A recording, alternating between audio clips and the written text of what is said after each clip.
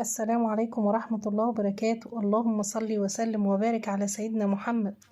ان شاء الله النهاردة هعمل معاكم العيش الشامي بطريقة سهلة وبسيطة جدا، ومقاديره موجودة في البيت.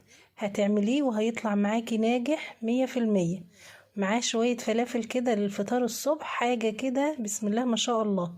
بس تابعي معايا الفيديو للآخر وما تنسيش تحط اللايك. شوفوا جماله وحلاوته.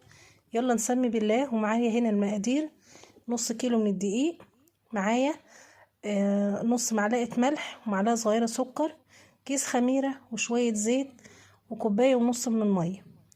حطيت الكيس الخميرة على الدقيق وحطيت رشة الملح والسكر، نص معلقة صغيرة من الملح ومعلقة صغيرة من السكر. نقلب المواد الجافة دي مع بعضيها ونحط معلقتين 2 بس من الزيت. يا ريت يكون زيت من غير اي ريحه، يكون زيت نضيف كده وحلو. هنا حطيت كوبايه الميه الاول، هعجن بقى بايدي وهننزل بالنص كوبايه التانية شويه شويه. خد معايا الكوبايه ونص. بعد ما عجنت فيه شويه حلوين كده حطيت نص معلقه من الزيت، هلف بس بيها العجين كده علشان بس ايه ما يلزقش في الطبق وفي الحاجه اللي هغطي بيها. كده خلاص بقى جاهز معانا، مفيش اسهل من كده. نحطه بقى يخمر معانا، هيخمر معاكي بكل سهولة. عايزاه يخمر بسرعة يا تحط تحتيه صينية كده فيها شوية مية سخنة وقعدي العجينة فيها يخمر على طول، يا اما تشغلي فرن البوتاجاز قد 5 دقايق كده يسخن معاكي، اطفي الفرن وبعد كده ايه حطي العجينة على الشبكة. هنا ما شاء الله اختمرت معايا بسرعة. عملت بقى قعدت اكوره، اهم حاجة ما تفشيش الخمر. العيش ما بتفشش الخمر بتاعه، يعني خليه بخميرته كده ومنفوخ زي ما هو كده وقرصيه. عملت الكور بالشكل ده، طلع معايا 13 رغيف ما شاء الله عليه. نغطيه بقى ونسيبه قد 5 دقايق كده. رجعت بقى جبت اول واحدة عملتها، اول واحدة كورتها. نفردها بالشكل ده، ما تخليش العيش رقيق معاكي عشان ينفخ لما تيجي تسويه. فردتها بالشكل ده، اعمليها على شكل دايرة كده، رشة خفيفة بس كده من الدقيق تحتيه، ما تكتريش دقيق علشان العيش ما يطلعش كل دقيق بعد ما تسويه. هنا ما شاء الله عليها اهو. هجيب واحد تاني اعمله معاكم،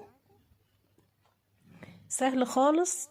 لو رحتي الفرن مثلا تجيبي العيش لقيتي الفرن خلصت، ما تروحيش تشتري عيش جاهز، لا هاتي واخبزي في البيت واملي بيتك خير وبركة. الخبيز في البيت والعجين في البيت بيملى البيت ما شاء الله. تلاقي البيت كده دفى، وبالذات في الشتاء كمان البيت بقى دافي كده وحاجة اللهم بارك.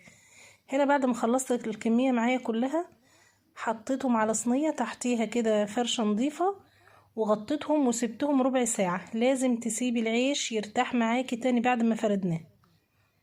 جبت طاسة، لازم تكون طاسة ما يكونش بتلزق، تكون طاسة تيفال او اي طاسة ما تكونش بتلزق فيها الحاجة. سخنت الطاسة كويس جدا تكون على اعلى درجة. وهنا جبت اول رغيف فردته. شوفوا ما شاء الله عليه، والله من اول رغيف لاخر رغيف العيش كله منفوخ معايا بالشكل ده. ليه؟ علشان العجينة مظبوطة، التخمير مظبوط. لازم العيش يختمر معاكي تاني بعد ما تفرديه، لازم يقعد ربع ساعة كمان يرتاح فيها. شوفوا ما شاء الله عليه اهو. العيش كله الله اكبر. انا قمت بصراحة عملته الصبح كده قبل ما الولاد ينزلوا المدرسة، الامتحانات، رايحين الامتحانات. عملته لهم كده ايه مع شوية فلافل اللهم بارك، حاجة كده بسم الله ما شاء الله. شوفوا العيش بيتكلم عن نفسه، جميل جدا وريحته بقى في البيت ما شاء الله عليه. ويا ريت بقى لو وصلتي معايا في الفيديو لغاية هنا ما تنسينيش بقى في اللايك والشير والاشتراك في القناة وتفعلي الجرس وتدوسي على كلمة الكل عشان يوصلوا كل جديد بإذن الله.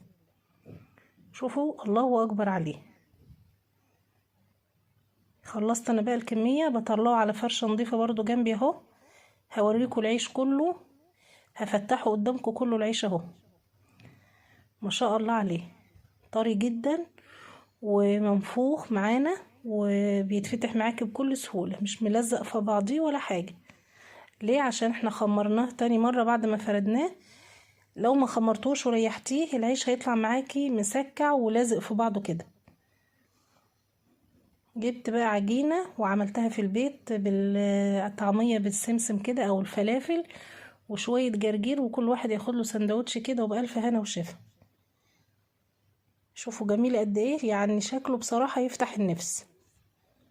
وربنا يحسن ما بين ايديكم ان شاء الله، ويا رب الفيديو يكون عجبكم، واشوفكم ان شاء الله في فيديو جديد.